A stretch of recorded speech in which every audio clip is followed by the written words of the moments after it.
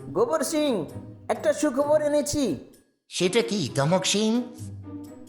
আমি একটু আগে চাচা চৌধুরীকে সমুদ্রে স্নান করতে যেতে দেখলাম। কিন্তু সমস্যা হলো যে ওকে কি করে খতম করা যায়? এই তলোয়ারটা দিয়ে। চৌধুরী সমুদ্রের তীরে বসে মনের সুখে সমুদ্রের ঢেউয়ের খেলা দেখছে।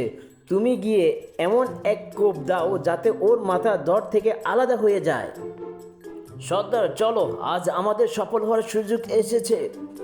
ওই যে বুড়ার ঢামটা বসে আছে, তুমি গিয়ে পেছন থেকে এক কোপে কাজ হাসিল করো। বাহ দমকা, তুই সত্যি বড় কাজের লোক। ফাতা বাড়ির তলায় পায়ে অনেকক্ষণ হলো, এবার উঠা উচিত। পালাও!